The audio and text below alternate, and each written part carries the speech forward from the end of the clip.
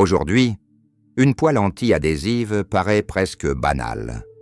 On l'utilise tous les jours pour cuire des œufs, des légumes, des crêpes, ou simplement éviter que les aliments collent au fond. Et pour beaucoup de gens, Tefal a toujours été une marque évidente de la cuisine moderne. Mais ce que la plupart ignorent, c'est que l'origine du Tefal ne commence pas dans une grande cuisine, ni même avec l'idée de révolutionner la cuisson.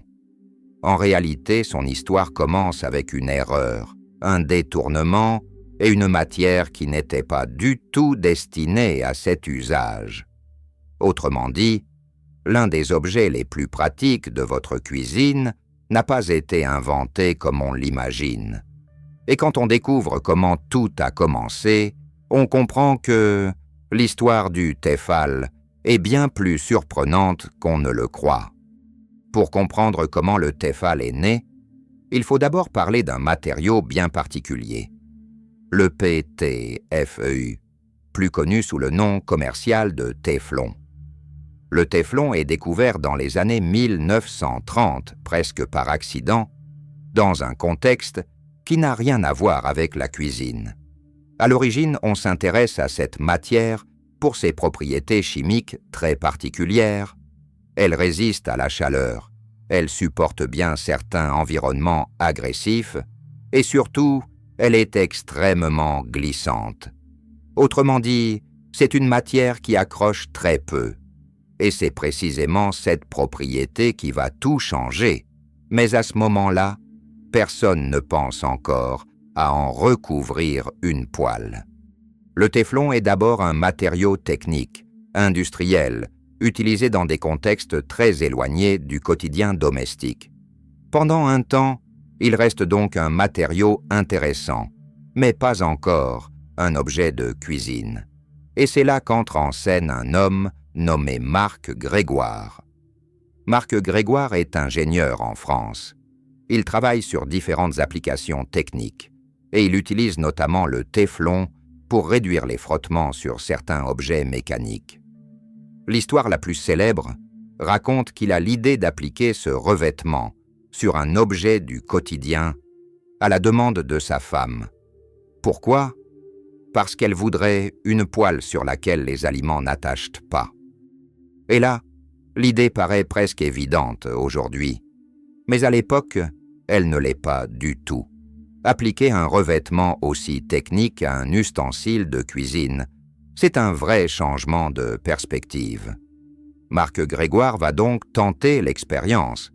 Il réussit à fixer ce matériau anti-adhésif sur une poêle en aluminium. Et le résultat est immédiatement intéressant. Les aliments collent beaucoup moins. La cuisson devient plus simple. Le nettoyage aussi. Autrement dit, une matière née dans un univers technique commence à révéler un potentiel énorme dans la cuisine. Et c'est là que l'histoire du Tefal commence vraiment. Le nom Tefal vient d'ailleurs de la contraction de téflon et aluminium. Ce détail est très révélateur, parce qu'il montre que le produit n'est pas né comme une simple marque marketing. Il naît d'une combinaison très concrète entre un matériau et un support. Le téflon apporte l'effet anti-adhésif. L'aluminium apporte la légèreté et la forme de la poêle.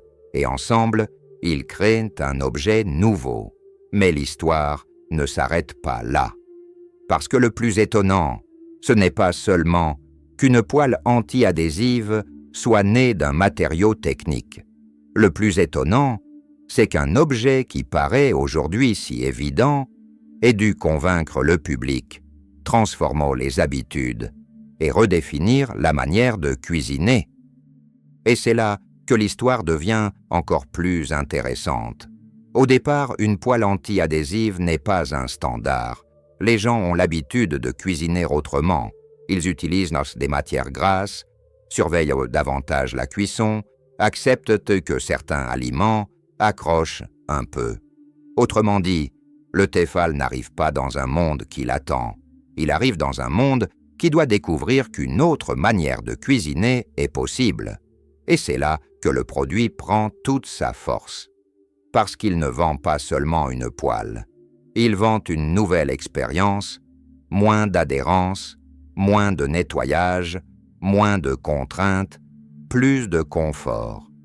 Et ça, dans une cuisine, c'est énorme. Petit à petit, la poêle anti-adhésive devient un objet désirable, puis un objet pratique, puis un objet presque indispensable. Et c'est exactement ce qu'on retrouve dans beaucoup d'inventions réussies. Au début, elles semblent accessoires, puis elles deviennent normales. Et enfin, on oublie complètement qu'elles ont un jour été nouvelles. Le Tefal suit exactement cette trajectoire. Il transforme un geste très banal, cuire quelque chose dans une poêle, en une expérience plus simple, plus fluide, plus moderne.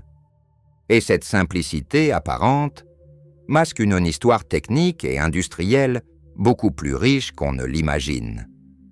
Ce qui rend cette histoire fascinante, c'est qu'elle mélange plusieurs choses. Une matière découverte, dans un autre contexte, une application détournée, une idée venue du quotidien, et une transformation complète des habitudes de cuisine. Le Tefal n'est donc pas seulement une marque, c'est le résultat d'un glissement entre monde technique et monde domestique. On prend une matière industrielle, on lui trouve une nouvelle utilité, on l'applique à un objet banal. Et cet objet banal finit par changer la vie quotidienne de millions de personnes. C'est exactement ce qui fait les meilleures histoires d'invention. On ne part pas toujours d'un grand plan, on part parfois d'un détail, d'un besoin simple, d'une idée qui semble presque évidente après coup, mais qui ne l'était pas du tout au départ. Aujourd'hui, une poêle anti-adhésive paraît normale, mais derrière cette normalité, il y a un matériau inattendu, un usage détourné, une adaptation technique et une vraie révolution domestique. Donc oui, le Tefal est bien né d'une erreur de perspective, ou plutôt d'un détournement intelligent d'un matériau qui n'était pas destiné à la cuisine. Et c'est exactement pour ça que son histoire est bien plus surprenante qu'on ne le croit. Si cette histoire t'a surpris, pense à laisser un like et à t'abonner à la chaîne. Comment c'est né? On révèle l'origine folle, cachée ou complètement inattendue des objets, produits et inventions que tout le monde connaît.